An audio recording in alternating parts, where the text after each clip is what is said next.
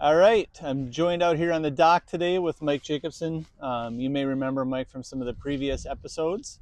And Mike, we're kind of at that point in the season where we're starting to talk about, how do you prepare for the fall and the winter, right? Yeah.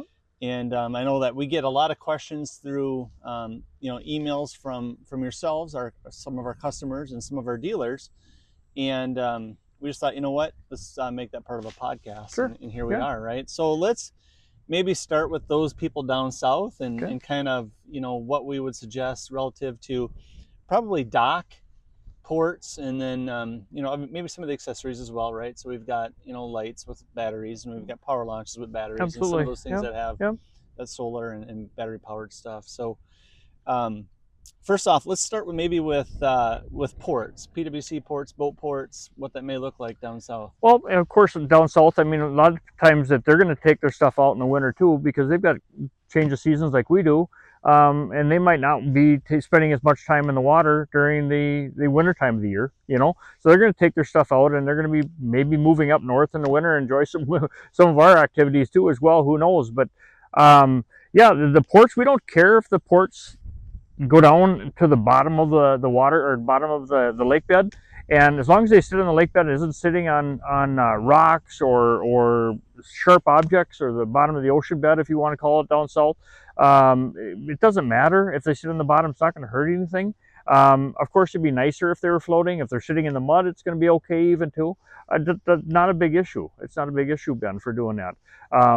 And every application is different. There's going to be some people that are going to want to disconnect them and slide them in too, but I don't see that too often down south because they don't have the freezing like we do. Sure. So let's talk a little bit about that, Mike, as far as when you say disconnect them, right? Mm-hmm. Mm-hmm. Some of the connections are easier to dismount, right? They split in half and you're Yep. able to kind of, leave the poles and everything in. So let's talk, kind of in that space relative to ports and maybe some of the ways to, even in a purchase cycle, right? Right. Like Right. what should you think about relative to different connections so that it eases in the fall or in the spring? Sure, sure. Well, good lead in, because when we get into is with the Pro Series ports, all the Pro Series ports that we're trying to get a lot of people, new dealers, moved into is the fact that they've got just the blue pin. You can just, if they're connected onto that floating dock of whatever sort, you just pull that pin, and with it takes either a half inch or the Allen head, depending on which vintage you got, and basically separate the blue pin and move it to shore wherever you want to go with that. And that's the simplest application. Now, if you get the guys that have the poles that are driven in, you're going to have to literally pull the poles out of the port in order to remove it from that boat or from that water access to wherever you're at. If they're going to be pylon hoops, which you don't see too many of them on ports, unless it's a boat port or a pontoon, you don't see many pylon hoops that are being done out there.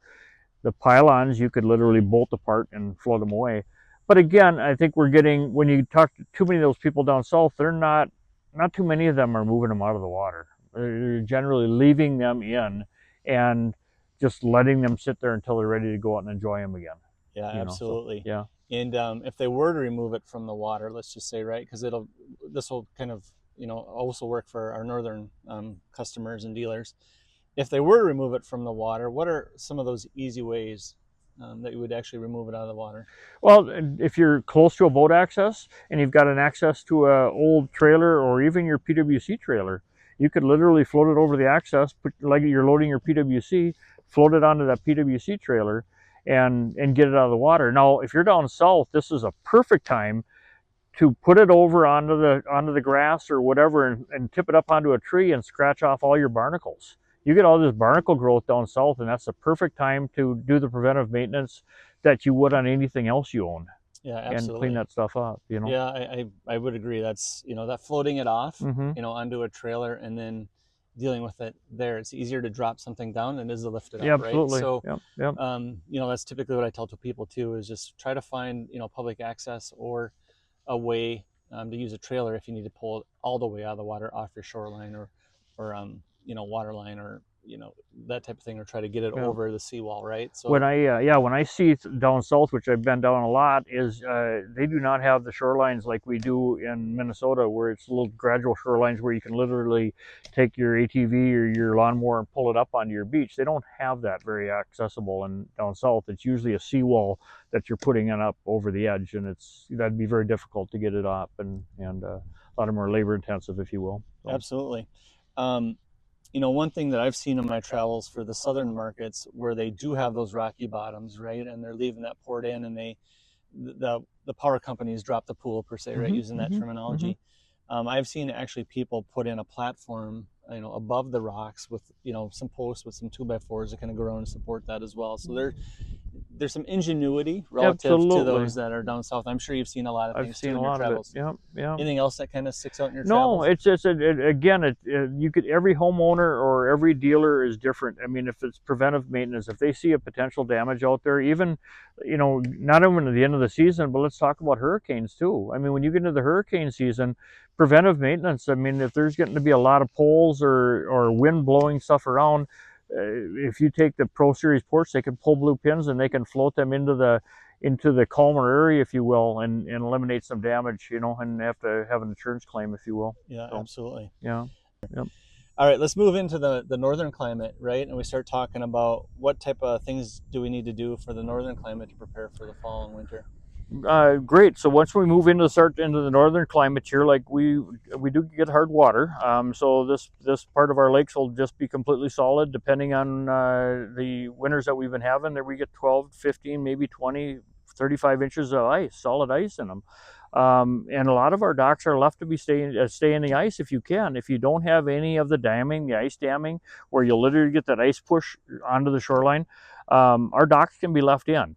It's not going to hurt the dock itself. They're not warranted against that, but it will stay in. It will not going to hurt the dock. But if you get that ice damming and the ice shifting, that's when you absolutely need to figure out another option of either pulling your poles, floating it over to your shoreline and let it just sit on your shoreline, pull the poles, bring it over to a secluded bay on your private lake that you can actually sit it over there, or bring it up on your beach completely and remove it from the water. Yeah, and that same thing with that trailer application, right? To kind of float it back on a trailer, bring it back through your public access, and then put it back on your land is also an option. And that's typically what I would do. Again, this stuff it's a quality built product, right? And with that comes some durability and some weight kind of built into that product. And like Mike mentioned, like you mentioned, there really is no issue with leaving it in the ice. The product itself is going to be okay.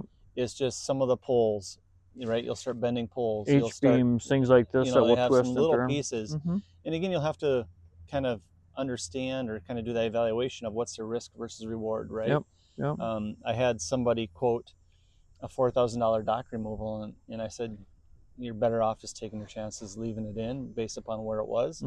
If you bend a pipe, if you break some sort of a post or attachment something like that, it's pretty expensive to replace that stuff. So like me personally on my dock, I'm freezing the whole thing in, right? It's a small enough lake.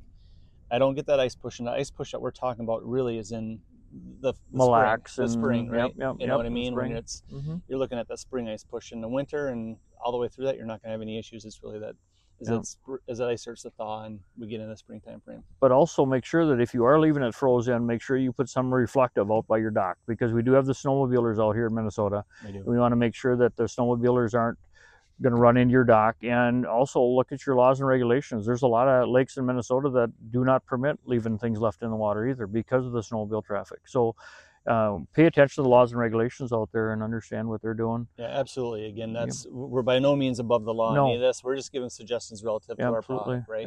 So again, look at your local things. That's a good call, Mike. And then also pay attention. Wave Armor designed this new hinged H-beam now this year that we came out with. So if you know that your dock is going to be coming out, to your point of putting on a snowmobile trailer, you can actually use that new hinged H-beam and take it out in segments and put it on that trailer and move it off of the water. And now you don't need to take that entire H-beam apart. You can just take the hinges out and utilize it that way and make it a lot quicker and easier for you. Because it is truly a time saver, back saver, right? Just pull that pin and then separate the pieces into chunks, right? 3 or 4 piece chunks. So much more easy to manage. When we think about you know, some of the accessories that we've come out in the last couple of years, they use battery, right? Our poles have battery powered lights. You know, what should the customer do kind of in that space? Well, yeah, very good segue. So we've got the solar lights that are on all of our poles. So a lot of people, what they'll do is, again, you should keep something on your dock all winter long. So if it's going to be out there, and make sure that it's going to be lit so people wouldn't run into it, you can leave the solar lights on it and they'll do their activities. Otherwise, I've seen people where there's a magnet when you get the light. There's a magnet on the back that keeps that light from turning on. I've seen people where they literally save that magnet and they'll put it back on in the off season. It keeps that light from turning on and it'll reserve that battery life. And it'll bring them indoors. It'll bring them heated. Bring them indoors where it's heated. Additional longevity of that product. And going into that, we also have the batteries that are in the power launch. So if you got your power launches for your Sea-Doo switch, your Pro 8, or your pontoon port, those particular products, you need to remove your battery, bring that inside, and put it on a trickle charger, so it preserves your battery life. So. Sure. Let's talk about, a little bit of maintenance in the fall, right? Is there a fall maintenance plan that consumers should be following, or is it, what does that look like? Well, clean up more than anything. I mean, when you're waiting, basically when you get into the spring, I mean, we want you to lubricate your wheels and your axles and things like that when you can, but that's more of a spring thing when you put it back in. It wouldn't hurt to do it in the fall too, but when you put that port back in the summer, and getting it all ready to go, that's when you want to lubricate your axles, make sure that everything is cleaned up, get the barnacle growth out of them if you're from down south. We don't want to keep on having any potential scratching or anything like that, and just clean things up. A pressure washer works great. Pressure washer, scrub brush, Dawn dishwashing liquid, and just clean this thing up and make it a lot cleaner. Will make it a lot slipperier and a lot easier for your boat and port to go on and off of that unit. Yeah, and that can just be a quick test, is just grab that wheel with your hand, right, and roll it and see if it freely turns. That would be a kind of a quick test, right? Absolutely. To help understand that. Yep. One thing that we did talk about removing it, right? But we didn't talk about how do you get the pipes out? So there's a product that we use. It's a pipe puller. It's basically a handyman jack in easy terms, that clamps onto the pole that you literally will lift the pole back up. We can set a link onto that if we'd like, and where we're buying these. And there's a company that we're purchasing them out of, and they work very well. They work very well. But every pole, when you pull a pole, you need to first put a pipe wrench on it and spin it. You need to break that seal, if you will. Spin that pole, and then you start jacking on the pole, and it'll actually start pulling up. And you might have to have that pole pulled up with tension, put a pipe wrench down on the bottom, and let it sit there and relax, and let the dock put the pressure on it to pull that pole up. Now, we use the cones for every one of our poles, and we do that purposely because when you're driving our poles down, you don't want those poles filling full of rocks and gravel and additional products that are inside of that thing, and makes the pipes a lot heavier for you when you take it out too. So put your cones on and have that all available for you. Yeah, so. Absolutely. And that would be for dock and ports alike. Yep, right? Docks and ports alike. Yep. So I think that kind of covers. It's pretty basic. It really right? is. It really is. But I know we get asked the question a lot. Can I freeze? What do I do in the winter? And really, it's freeze it in. Yep. Right in place. Move it to a calm area and freeze it in. Right. The other is to pull it along shore. Yep. Right. If you don't have a rocky shoreline, a sandy beach type area, perfect. You can do that. You can freeze it in place, right? Get that first ice, then pull your pipes, and then tie it off to a tree or something on the shore too, right? And then reset it all spring. So there's a lot of different ways to do this. But it's really to talk to your dealer. You can sure call us, and we'll kind of walk through those. And talk to your neighbors. If you're moving into a new area, find out what their ice conditions are out there. If you don't know what they are, find that out before you're doing this. And hey, come here. You don't need. It's not too late in the fall yet. We still have bugs. Find out from your neighbors what that water level or what that ice is doing. And that kind of leads into the same situation. Ben and we've done a lot of ice installs this winter. We've really done, and so you might be that candidate as well, that when you take yours out in the fall and you want to put it back in the spring, you might be that candidate that stays ahead of everybody else and drop yours back in on the ice again. And we've done that numerous different ways where that'll be another probably podcast we'll do, but you could literally put your dock out there, drill your holes with an ice auger, put your poles down, and get it ready to go. You're the first one out in the spring. So we did that on yours, and it worked phenomenal. And there's a lot of places that will continue to do that. So. And that's a great point. So we know that there's going to be a broad audience watching this content today, right? So if you're someone that's in the market for our docks, ports, and trying to understand what do you do in the fall, we can get ahead of that, Yep, right? We can yep. start to do that ice install if you're in that spot where you don't have a lot of ice shift and those different things. So that's the season continues to get condensed, right, for our product, which is perfect because we're able to kind of service customers. Your dealers are able to get you out there faster, right? You're a new customer to them in a lot of cases, right? Which, probably puts you at the priority list. Yep. You're kind of working your way up on that. So this gets you out there, gets you a first priority. So Yep. Yep. good thing to remember as you're making decisions and trying to explore what it looks like in the winter for our product. Yeah, and also keep in mind when you take that thing out in the fall, keep in mind what you want to do in the spring.